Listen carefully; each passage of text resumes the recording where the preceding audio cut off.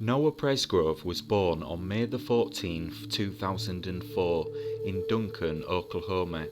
He graduated from the Comanche High School and loved the outdoors and anything to do with the water.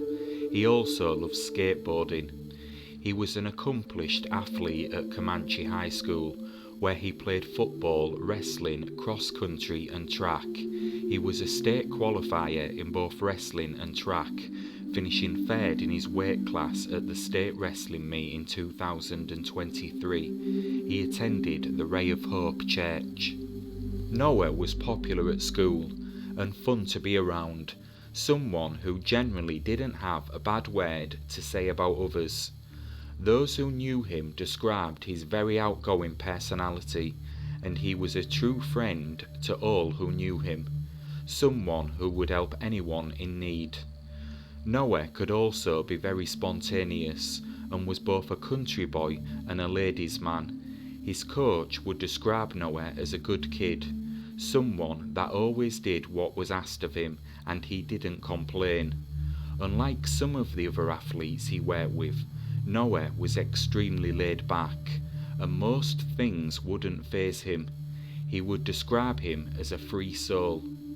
After graduating high school, Noah was weighing up his options, but was thinking about joining the military. It seemed he had a bright future ahead of him, but that would all be taken away. On Labour Day weekend in 2023, Noah was out to celebrate the end of summer and the start of a new chapter in his life, and he would start by attending a 4-day 22nd birthday party with friends in the small town of Terrell, approximately 30 miles north of where he lived in Comanche. The party would be heavily documented on social media, involving copious amounts of alcohol. By the end of the party, Noah would be found dead by the side of the road. The party that weekend was heavily influenced by alcohol. One video from the night he died showed some of Presgrove's friends writing their names on his bare buttocks with marker. Other photos showed the teenager writing on the buttocks of another friend and posing alongside them with a signature on his chest. 2 more videos show Noah daring friends to slap him across the face as they partied under an outside patio at the house. Noah repeatedly insists that a male friend hit him. Eventually he does hit him, but only a light tap before sprinting away. Another photo appeared to show a teenager holding a rifle, with Presgrove visible in the background. All in all, they depict a scene of alcohol-fueled celebrations, with friends engaging in reckless behaviour. Whether fun or absolute chaos, the night would end in disaster. On September the 4th, the Jefferson County Sheriff's Department received 2 phone calls, about 15 minutes apart, in the early morning hours about a body on the side of the road. The body was that of 19-year-old Noah Presgrove. It was discovered on a desolate stretch of highway in Terrell, Oklahoma. Noah was wearing only shoes.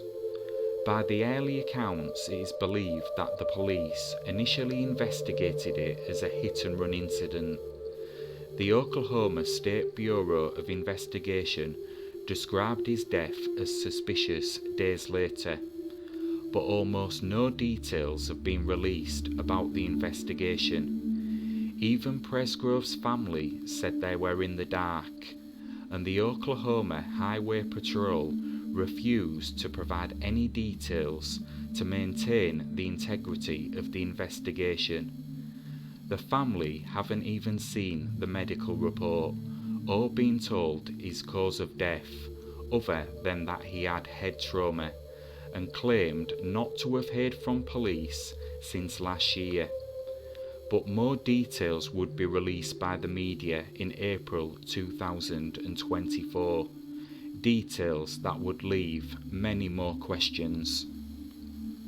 According to correspondence which investigators shared with dailymail.com, Noah Presgrove suffered massive blunt force trauma to the back of his head, causing skull fractures but not killing him.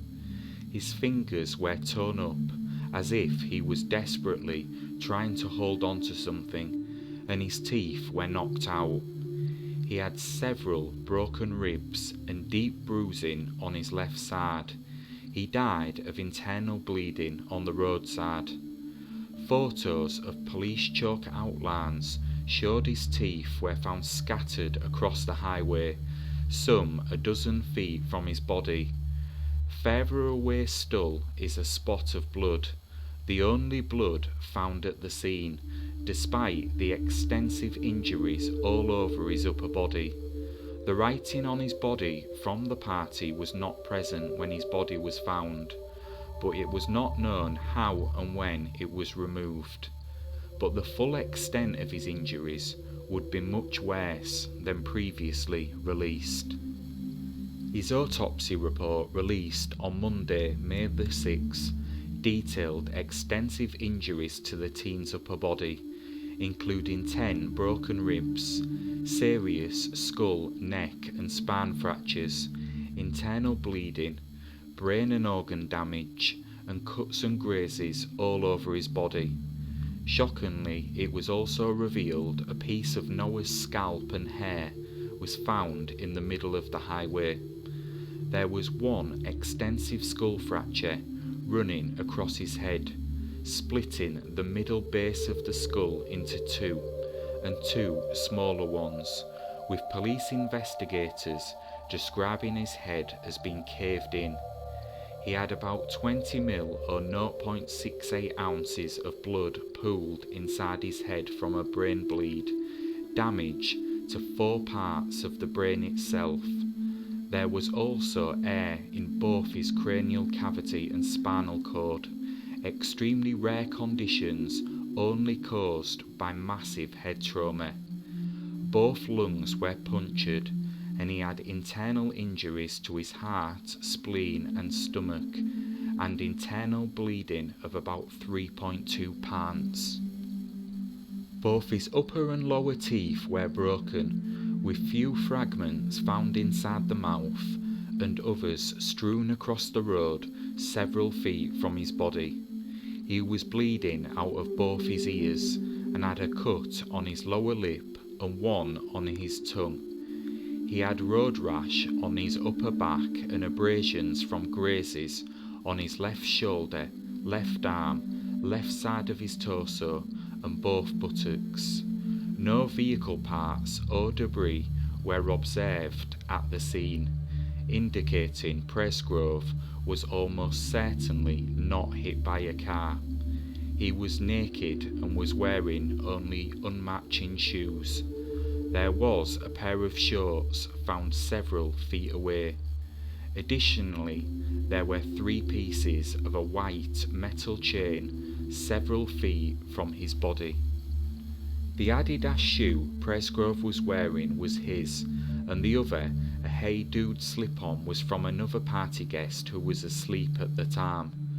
Presgrove had a blood alcohol level of 0.14, but no drugs in his system. One doctor said the injuries were so severe and varied that him being mortally wounded in a severe beating was the most likely cause.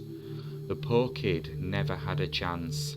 My guess would be injury by several different things at the same time, he said.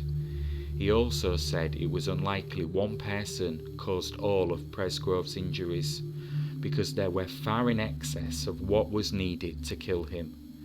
According to the medical examiner's full report, after further investigation, one other thing to note was it was determined that Presgrove, while drinking at the house party, was involved in an ATV rollover incident along with several other men.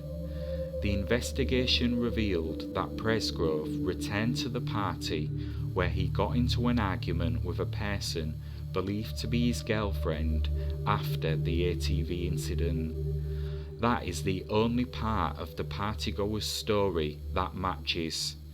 Each one claims that a wreck did happen, but he was completely fine. It is believed at some point he walked out of the party after this argument, but it's unclear if he returned. Family members told me, and at the same time, he also shared new details about what it was like to have so much suspicion surrounding him and what it was like to pass a polygraph test. Take a listen. I ran over here, asked him if Noah was okay, and the semi-truck driver had his hands on Noah like this, and so I just and I could just tell, that he was not okay. He was laying on his side, and he just had his eyes closed, and he had a cut on his forehead. Like, it wasn't just like terrible, it was just a cut on his forehead. The top of his hair was scraped off his head, and there was blood on his ears. 100% in my heart think that he was hit. I think he got hit on the top of his head by a semi. And that shoe that was on good just stayed on. I don't know. I can't explain any of it, Is there any part of you that believes that he might have been beaten to death? No, he was not beaten to death. Why not? Because just the injuries, you just could tell he's not. Despite the initial suspicions of a hit and run, the pattern of injuries suggest a more sinister chain of events, but it's not believed the case is being investigated as a murder, and authorities have been met with a wall of silence from the victim's friends, complicating the investigation. It appears his friends all claim to have no idea what happened to him and how he ended up dead by the roadside just hours later. Oklahoma Highway Patrol, who are leading the investigation, are still unsure how he died, and we're told conflicting stories about that night. For his family, some of them are convinced he was murdered and his body dumped by the roadside, still in view of the house where his friends were partying. We show up and Jack and Caleb and the Jefferson County Sheriff was there, and Noah was covered up on the side of the road with the tarp, and it was just kind of a good 10 minutes just staring at fields, just and a loss of words, When we show up there, everything's going through our minds of what in the world could, because it doesn't look like a hit and run sort of situation. And some weeks go by, and we, they finally rule out the hit and run, and that 4-day party turned into something awful that happened within just a short hour time span for him. I believe this is his tooth right here. His pants were folded up on that square mark. His pants were there. His tooth was right there in that circle? I believe so, yeah. And his body was here. And he was in the fetal position, facing that way. And his body was covered up with a tarp or a blanket type of thing. And as you're looking at it, you can see blood seeping through the covering and onto the ground. As I'm looking at it,